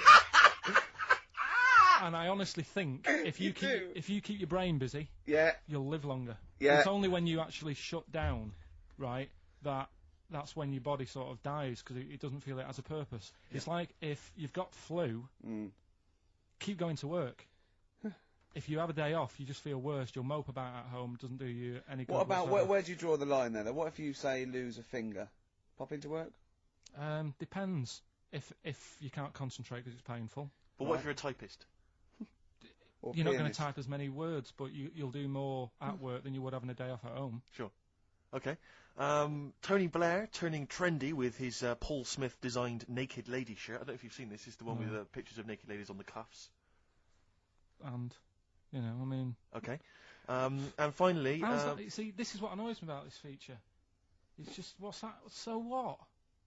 Yeah, but it's the Prime Minister of this country wearing a trendy shirt with naked ladies on the cuffs. All right. Okay. And finally, what do you make of the fact that Top of the Pops have banned Will Young singing both tracks on the number one slot, and consequently he wasn't on there at all? They had to show the video. The first time anyone's ever made this demand. He wants to sing both the A and B side. Well, he can't. It's double A, yeah. Double A side. That's what they wanted to. That isn't how it works, is it? Yeah, I agree, yeah. And the thing is, which one... I mean, at the end of the day, loads of people have bought it, haven't they? And it's Yes, like one of the yes. best... So it doesn't really matter what it is, because people have got it, they can listen to what song they want at home. Doesn't matter about what Top of the Pops do. Yes. And it's just annoyed me now. It's Who's annoyed you? just what goes on in the world. I'll tell you, you're better off not knowing. It's better being in my little world. If that's what people are talking about on the streets and asking the white van man, do you know what I mean? I think you're right, Carl. I think you're right. Jeez. Shall I play a lovely song for you? Because you're getting all stressed now, aren't you? I've not had a good day. No, I know. We tell you about it later. It's not having a good day.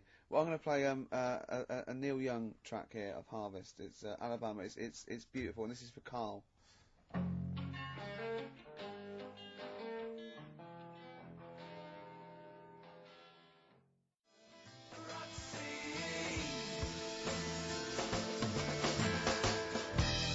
Athlete, West Side.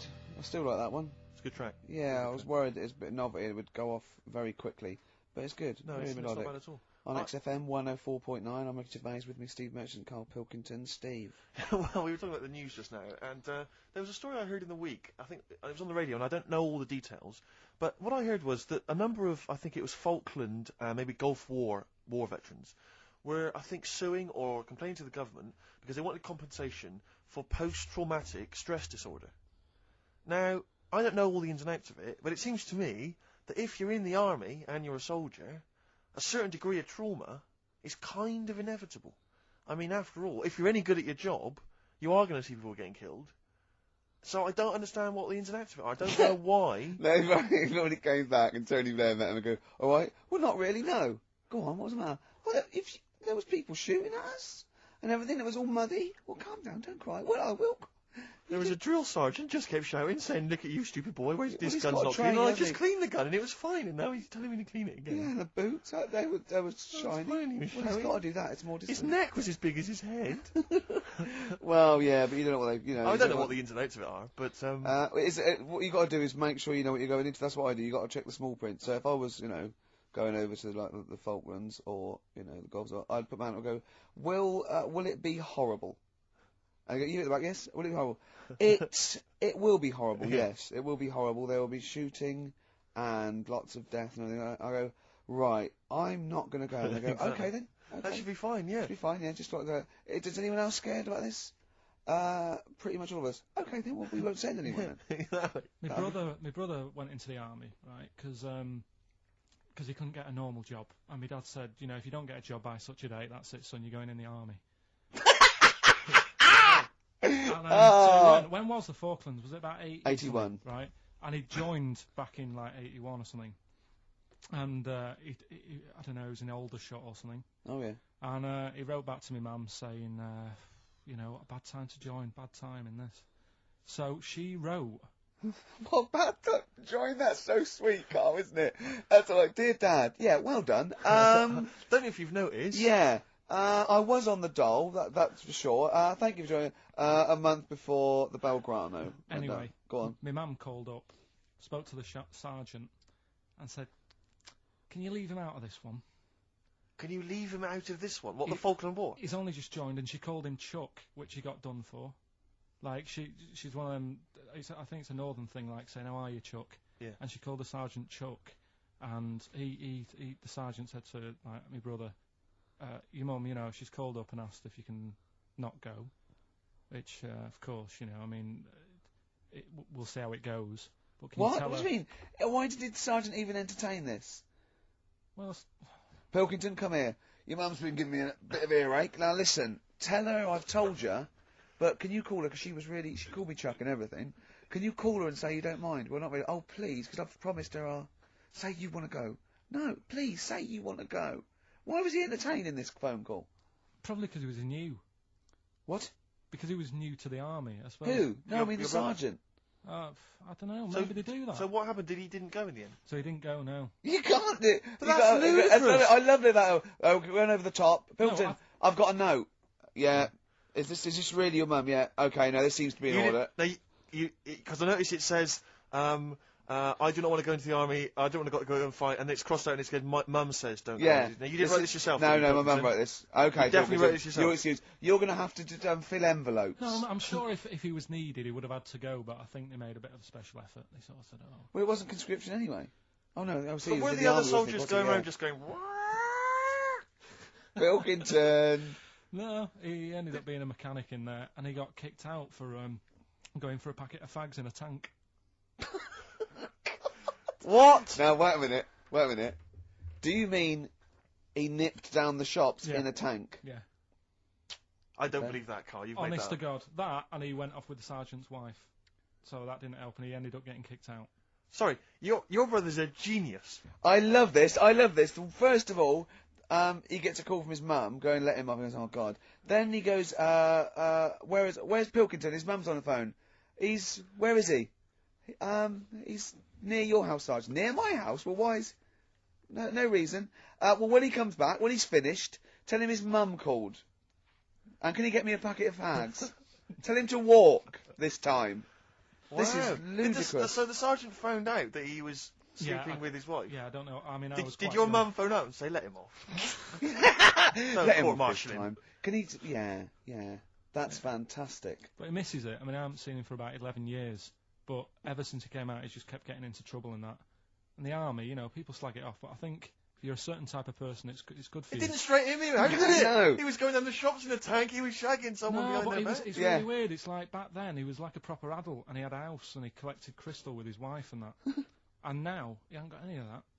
Has he got the wife? No, Has he got the crystal? don't think he has.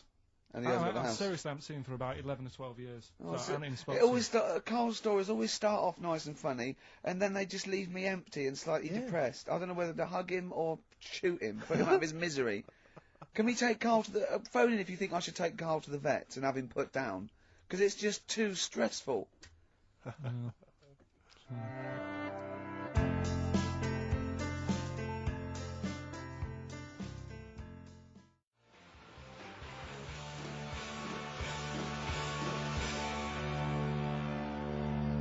Hyde's main offender, XFM 104.9. Wow. It's that time in the show where I test Karl on his... Homework. Yeah, for the week. History. The re-education of Karl Pilkington. As you know, we found out last week that he'd taken one GCSE and he'd got an E, and it was history. Do you know, Steve, I haven't told you this. Went shopping on Sunday. Buy some new jeans. Was in a shop. Saw an old lad who I haven't seen for about 2.5 years. Went, you alright, mate? How you doing? First thing he said, sorry to hear about your exam results. God. I Had just- he listened to the show, or someone had yeah, just told yeah, him? he was on a train listening to it on the way to a football match or something. He knew that you were on the show, did he? He was a Yeah. regular listener. First thing he said, Wow. so sorry about your exam results. Haven't people have been coming up to you in the station going, you Yeah, alright, right. do you want to talk about it? Or God. I know. well, you did take it pretty badly for a 29-year-old man. Just a bit of a shock because it annoyed me that... It wasn't a shock. You No. knew you hadn't got any. No, I thought I'd have got a bit more than that. I wasn't expecting, you know... But you didn't even think you took history, so that must have been a bonus. Yeah, that's what my girlfriend said. Yeah. So, well, But didn't yes- she say something quite philosophical, which was like, you know, you didn't even have an E this morning? Yeah, she said yesterday, you know, you didn't have anything Yeah. but today, Exactly. which was good. Hmm. But anyway, Anyway, okay then, well, you were tested on Che Guevara. Right, Karl. We should just, hang on, we should just remind people what happened, because This last is a week we little gave- series. I've got lots of these little books, right? They're about like 2.5 inches long by about 2 inches wide. Those tiny little things you see in the sort of on the front counter of Waterstones or Smiths, and it's the Life and Times. It's a series of all the greats in history. Last week you read about Rasputin. He wasn't impressed. no. This This week, book's a little bit thicker than the Rasputin one. no, it's the same. I think was it? Maybe the writing's So you're smaller. writing or something. But okay, Che Guevara. Who was Che Guevara? Just now, you learnt to pronounce it, right? And how do you remember? You told me the week how you remembered what his name was. Che is like shake, and his surname is like guitar. Right, Shavara. okay. But anyway, right. Tell us what you know, and we'll ask. Right. First of all, his name isn't really Che. Right. It was something else, and Che means buddy Okay. in wherever he's from Argentina. Mhm. Right, that's right, isn't it? Yeah. Yep. Right. So anyway, he was born, and he was. By the way, Carl's not reading this from a book now. This is all out of his own head. This 'cause I is just- not pre-planned notes. No, this is. I mean, It's I know never it held. sounds written, but he's just Yeah. Right. riffing Here on we this. go. Here we go. Go on. He was born. He had bad asthma as a kid. Right. Which I thought was quite interesting because they didn't have cars and that back then, and that's what they're blaming asthma on these days. The bad build-up of traffic and that. Well, they So- did have cars, Carl. Not as many as they have now. Okay. So that was something I picked up early in the story. He had asthma. Yeah. His dad was into he wasn't a politician or anything, but he was, they were into the politics. Sure. So he sort of grew up around a family who was into, watching the news and that and keeping up to date on what's going on in the world. So that sort of rubbed off on him. He went to school. He was doing stuff on medicine. Yeah. Yeah, he wanted to be a doctor, or he thought he did. Yeah. Anyway, he learned really quick. He did 6 months work in about 3 months. So he could have some time off school or something. Right. So he took that time off and went to travel South America with his mate on a motorbike. Yep. Yeah. And he saw all this bad going on in the world. And he thought, oh, this is bad, this. Yeah. I could do something here. I could change this, make it a nicer place to live. So he said, what I'm going to do is join a gang that sort of is against the like the government. Yeah. Right. Right. Am I right so far? Yeah. You're doing very well. Right. And the woman who he met, who was running this gang, is a woman called Hilda, who he later married. All right. And Hilda introduced him to Castro, Right. who was the head cheese of the gang, Right. who wanted to change things. Okay. And so she said, this is I think his real name was Engelbert or something like that. Ernesto. What? Ernesto. She said, this is Ernesto.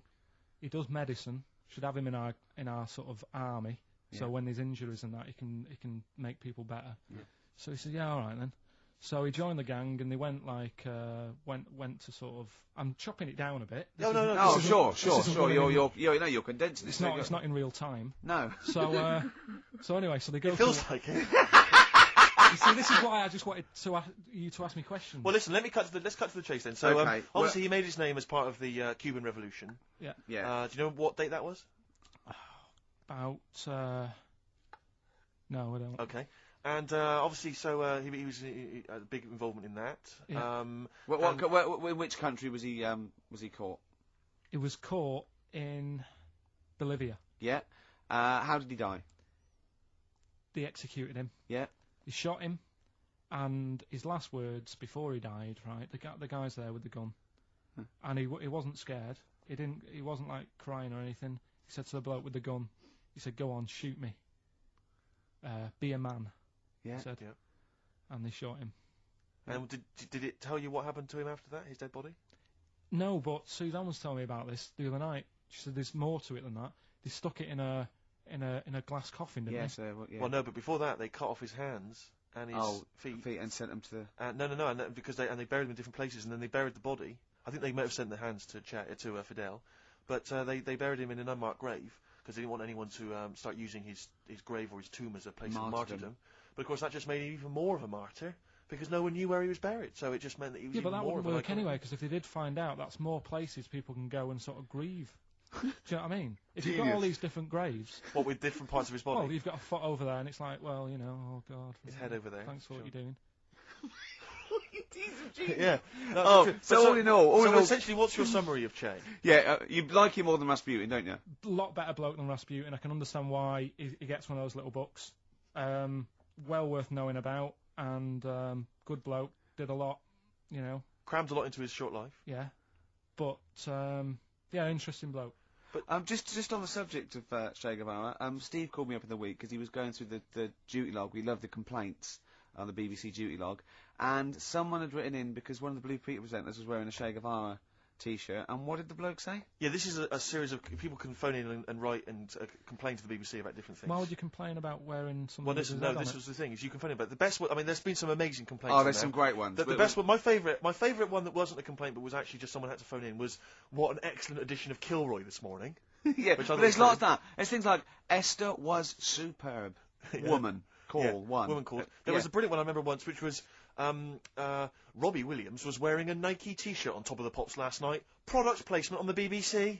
It's just all so things like pathetic. that. Yeah. But anyway, this was one phone call. There was a presenter on Blue Peter. She was wearing a T-shirt with Che Guevara's face on it. Right. And someone had written in and said, or someone had phoned in and said, very worried to see a presenter wearing Che Guevara's face on a T-shirt. Are you trying to turn my children into communist revolutionaries?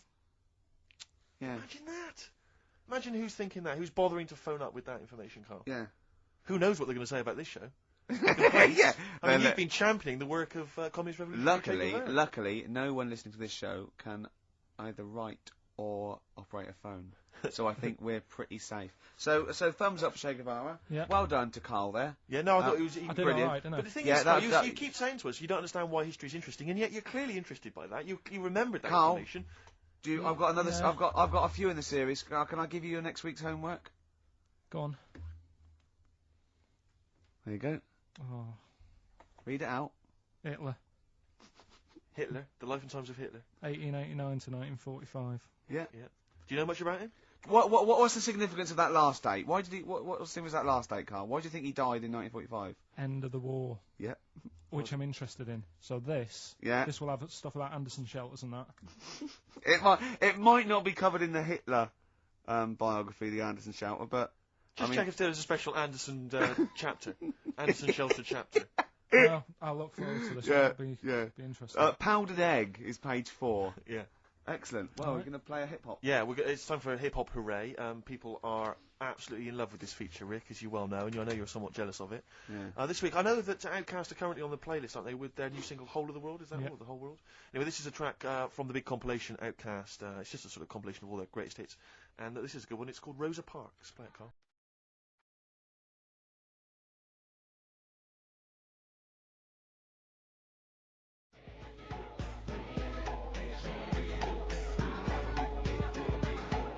From their greatest hits album, that's Outkast, and a track called Rosa Parks. Like it. Yeah, enjoy Yeah. it. Now, we just had a call from someone impressed by Karl, and Karl's very pleased because this guy has actually done a PhD on Che Guevara. So, in theory, whatever subject he chose, in theory, he's probably one of the experts in the world on this particular field. Now, hello, are you there? Yeah, I'm here. Hello, what's your name? My name's David. David. Now where did you do your PhD? Did it at UCL. Did it at UCL, my old college. And what was the actual title of the PhD? It was Che Guevara's influence on class struggle in Europe in the 60s. And what did you think of Karl's performance? I thought he did really, really well. The only thing I'd never heard those last words before. So Karl actually knows something you don't know. Yeah, possibly. Although you presumably not take that as verified information. You probably wouldn't take everything Karl said as gospel. You'd probably look it up yourself, would you? I probably would have a look, yeah. Did you know about babies' eyes? Sorry? Did you know that babies' eyes don't grow? I didn't know that. You see, that's why you shouldn't take Yeah. things Karl says as gospel, because it'll come out with something vaguely intelligent, and then say, "Did you know about babies' eyes don't grow?" Any questions that you'd want to test Karl on? Any thoughts? Any things he missed there on the history of Che Guevara? I think he did really well, and I think he should be congratulated. Because Karl has problems with understanding why people are interested in history, and even though he's been reading these books, he keeps saying, "Why does anyone care about history? Why is it important?" What would you say to Karl? I think he should maybe then look at who Che Guevara did influence and why he still influences people today. Yeah. Well, he knows that he influenced Citizen Smith, and he knows that if McDonald's ever wanted to swap Ronald McDonald for Che Guevara, it would cost him an awful lot of money. So he is trying to apply it to the modern world. He is having a go. Well, maybe you should think like why Rage Against the Machine have him on their T-shirts. Good point, Karl. Why do you think of that? Why do you think they have him on the T-shirts, Karl? I don't know. Maybe that was the design of the T-shirt. Maybe they wanted another T-shirt. Maybe they didn't wanted have Ronald any, McDonald. but didn't have any in. Sure. And they said, "Oh, we'll have that one there then." Well, thanks very much, Dave. Just before you go, do you think Karl would be an interesting subject for a PhD? Yeah, very much so. Yeah. Okay. Well, if you're not. Well, hopefully one day you'll become a professor, and you can maybe set that as some I coursework. could do, yeah. Karl Pilkington. Imagine that. Cheers, Dave. Imagine having an MA in Karl Pilkington. Thanks very much, Dave. Okay, bye. Cheers, Thanks a bye. lot, That's good. My teachers never did that. What encouraged you in that way? Never said well done. So, Really? Yeah. But you never showed up. Yeah, No, you but have they to be in the same room, They were too really. busy saying, "Who are you?" yeah. No, but Mrs. Matthews, me head teacher. Oh, let's not lay into Matthews again. She's Oh, always getting a not Well, Matty she Matthews, said not I'd never- Grimble Matty Matthews. I'd we used to call never her. be a high flyer. If she could see you now. What did she say? You'll never be a high flyer. She said that to me, mum and dad, Really? on a parents' evening. And That was after I'd played the drums in Little Donkey. She clearly didn't know what she was talking about. The picture sold.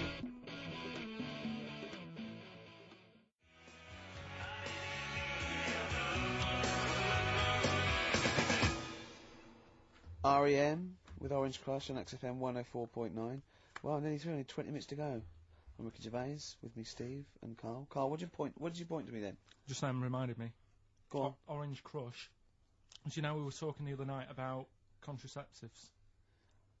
No, you said to me, I've got to do lots of homework. You look up how they used, in the olden days, how they used to use elephant dung as a contraceptive.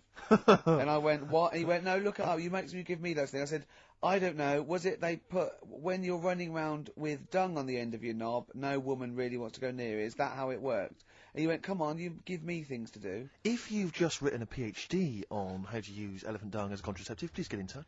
And I Karl found will out give the number in a minute. It's not elephant, it was crocodile. Oh, right. Why? But, yeah, Orange Sorry, Crush. no, you can't. No, whoa. What? Back. What do you mean? It was crocodile dung. How did they use crocodile dung as a contraceptive? I don't know. Right, go on, Orange Crush, yeah. So Orange Crush, what it was, I was trying to look up that thing about crocodile stuff, using it, and I came up with another one saying that they used to use a lemon, sort of shaped right, and the put it on, and the citric acid in it would kill the sperm. Right. So they would wear the lemon on the end of the knob. Was that erotic? It worked. Listen, I'll try anything, Karl, mate. If that works. yeah. If the ladies like that. I mean, could it be anything? Could it be like, a melon? Kumquat? Yeah, maybe. In my case. What's those hairy ones? Yeah. Anyway, it just reminded me when Orange Crush. Well, thanks very much for that, Karl. It's and that I didn't even ask him to. No. Research that. He just- So Orange Crush reminded you of the lemon contraceptive. Mm. Okay. Jolly good. You could use it as a little lemon squeezer, couldn't you? It could be like a novelty lemon squeezer. You just stand in the kitchen, and then when someone wants to just come along and go on the end of your... Did you make this lemonade yourself? I did. It tastes funny. It tastes funny. Okay, yeah. Anyway. Would you, Karl, this is a quick question to you. Would you ever sort of find yourself in a situation where you might confuse a woman's breasts with mountains? Is that a concern for you, do you think? No. Not a problem for you? Well, not if they're small and humble, I wouldn't. That's what I'm hoping. That's what, fingers crossed. If they were small and humble, then I'd pretty much not confuse them with mountains. Thank God. But I mean, if they were large and sort of pendulous. And with like quite rocky with snow on top. Exactly. Then I'd go, hold on, love. Wait a minute. Hold on, love. I was into this, but now Exactly. I feel like I'm alone. Karl, do you know what we're talking about? Who has done that? I'll give you a what? clue. One more time. See, my breasts are small and humble, so you don't confuse them with mountains. Shakira. It's a lyric that taking me the and Steve are nation obsessed by with. storm. It's quite a nice song. It's got It's very much like, it sounds a bit like Men at Work Down Under. yeah, it's got the panpipes. Is this what's its kid? Who? Julio Iglesias. No, it's Shakira. Consequently, the word Shakira there being mentioned. I haven't heard of him. Okay. She's a big Latin star, apparently, big Latin American star. And anyway, just sing it again for us. See, my breasts are small and humble, so you don't confuse them with mountains. Which is a concern. It was always a concern. Definitely. A number of times she's woken up and there's been a fat bloke with a beard and a little Sherpa. She goes, "What are you doing?" And they go, "We're just trying to climb this Look again. Oh, sorry, love. Oh, it's your tits. I didn't realise. Oh, your tits. We thought we were in I can't K2. believe it. I can't. Well, can we camp here? You can't camp on my tits for the night. No. Well, why are you climbing them? Well, I just 'Cause got they were there. confused. Well, they're small and humble. Are you mental? Look at Karl. I love that look at Karl. Karl is looking back and forth. You know when you sort of you go to a cat and it looks back and forth between two people. That's very much like Karl's looking at us now. Or when, like, a child sees a midget or something in the street. They're just transfixed, aren't they? And the parents go, don't stare. When we were pushing Ash, just our producers, in a wheelchair, and we were pushing He's through not the a VC. midget, we should make No, that he's clear. not a little midget. He's not tall. But we were pushing him through the VC, and this little kid just came up and just stood in front of him and looked at him. Yeah. I just laughed. It was funny. Do you do that? I imagine that you get caught staring at him. Yeah, Karl. do you go up to people with problems and go, "Mummy, is that a monster?" Well, I was telling you one about when I used to go with my dad in the taxi. Oh yeah, What tell us happened? this story. Well, Your father was a taxi driver? my dad he had loads of jobs, Mm. which he did back then. They don't do that anymore, do they? People they don't sort Have of a do variety loads of of jobs? stuff. Sure. But at one point, he had a black cab, and I used to used to go with him. Used to get a beer crate and put it in the front of the black cab and sort of Ooh, sit just next to the comfortable. meter. And anyway, we got this call, and like the guy on the end of the radio said, "Oh, you've got your son with you, haven't you?" So he said, "Yeah." So it's just like, we've got to pick up at number 11 Village Lane or whatever. And he said, "Oh, all right." And it was this woman. It was like a woman version of the Elephant Man. Wow. The Elephant Woman. Yeah, it looked like. It looked like, it was really strange because I was in the front of the cab, and when you're a kid, if something looks odd, you're a bit scared of it, aren't you? Yeah. And my dad was like, "Look, it'll be all right." And we're driving towards Just her. look, don't worry, son. I've got loads of buns. And just to I give think I'll you- just throw one down the street if you run after You're it. being mean, right? I am a was little this bit, woman? yeah. How old were you? 18? No, I was about 12 or Sure. something like that. 11, 12. And as we got closer to her, it looked like she was holding like a bag of spuds on her shoulder, For a snack. Right. and her head was all a bit mangled and messy and that. And my dad said, "Whatever you do, don't stare at her face." Yeah. And she got in the Because you back. turn into stone. She got in the back, and I had like the mirror, the driver's mirror thing, and sort of having a look, trying to work out. And he said, "Don't stare at her face." I couldn't work out where her face was. It was that weird. Oh, God. So I'm not sure you're from Manchester. I think you're from like Narnia or something. Yeah, you got frog boys walking Yeah, around. the Lord with, of the Rings. That got like the claws of a lobster and the head of a toad. Yeah. And you got women getting in with spuds for heads. I mean, what This is sort not of, what Manchester. is This is not place? the place you grew up. This is Yeah. mad. Oh, you can't believe it in London, can you? You come down and you go, look, symmetry. It must be amazing. It must be a thing to do with upbringing, though, mustn't it? And because again, do you know, I've said to you before, years ago when I was a kid and didn't have any worries, good-looking lad, you go through it a bit, have a few more worries, and you look knackered. Now, back there's a lot more worries and stuff, so you get a lot more freaks.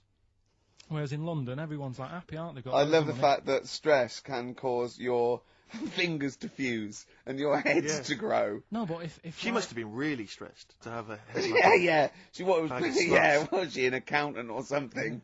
you know what I mean. But what did she do? What did she say? Where when was she got in? going, by the way? She couldn't speak. London Zoo, please. I think she was going to like To a the pet fair. shop. Seriously, honest to God.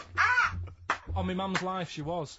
Because at the end of the day, that's a good thing with animals. They don't judge you, do they? She's not She an was an animal. animal. She's a human She's being. not actually an elephant. No, but You know the Elephant Man was not actually an elephant. Do you understand that? He's got no elephant genes in him at all. No. That was just a cruel name people gave him. Yeah. No, it's the name of the disease, isn't it? Elephantitis. Look.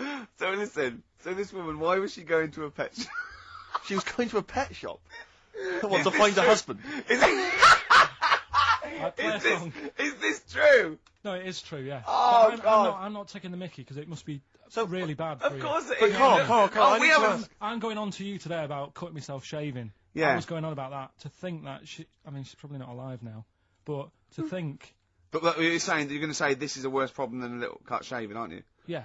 Yeah. Do you know what I mean? I The think things you're that right. Carl, you worry about. there's a couple of key questions I need to ask. One, if she couldn't talk, Yeah. how did she tell your father where to drive it? Did she have it Probably written on got a some note? help Did she for it at point home. with her nose? Yeah. Right, this has got silly. Pick your song. But and also, This finally, is- where did you say she lived again? It was like in a village, a little small village. Right. Just hidden out of the way. All I'm saying is we could maybe get like some sort of coach, book some coaches, get a coach party up there to have a look at her. So Take some photos. And now You can make some lemonade. the offspring of a woman and some spuds. Please enter at your peril. Give me a shiny shilling. Wow. Oh, that's terrible. Well, I'm going to play a little bit of Teenage Fan Club song for the lovers here. We left it very late. We've been just, rapping with Karl P here, and this is I Need Direction.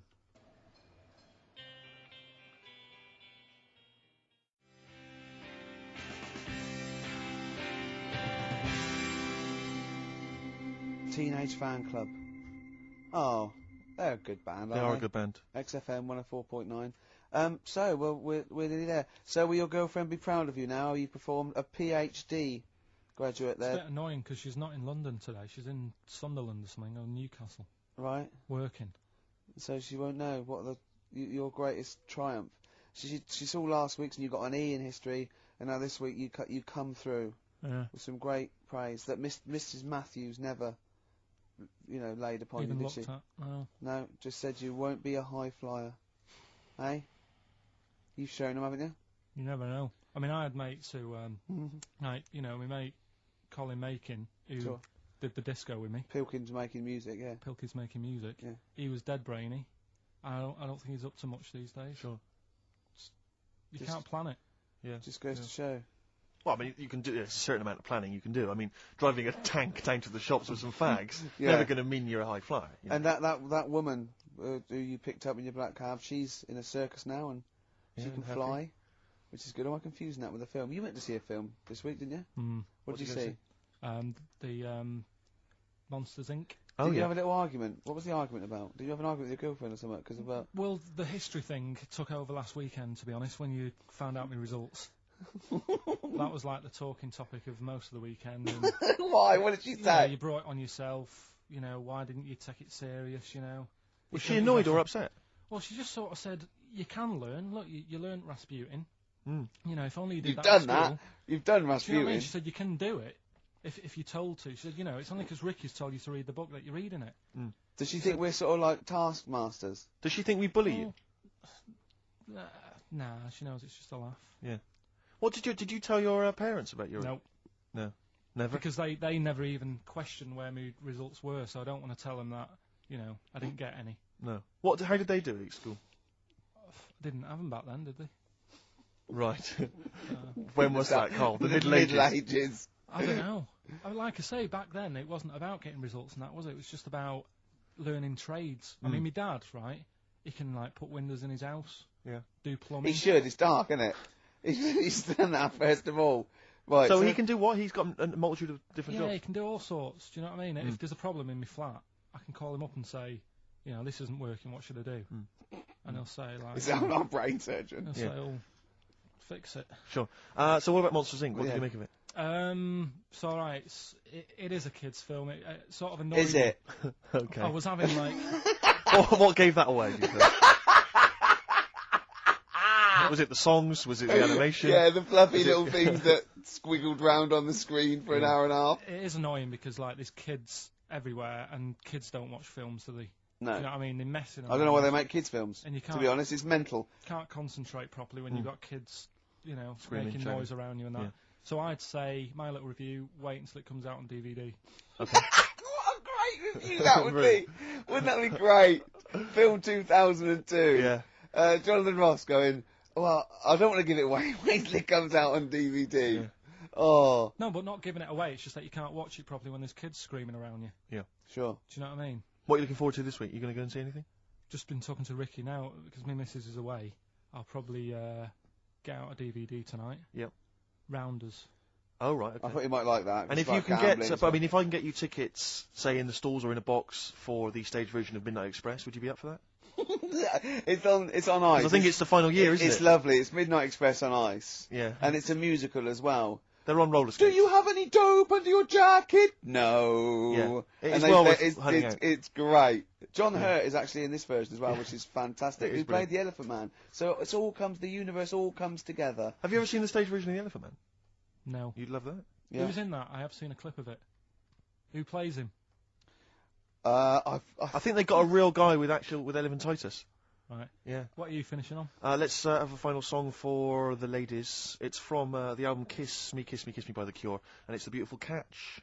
See you next Goodbye. week. See you next week, everybody. Bye bye.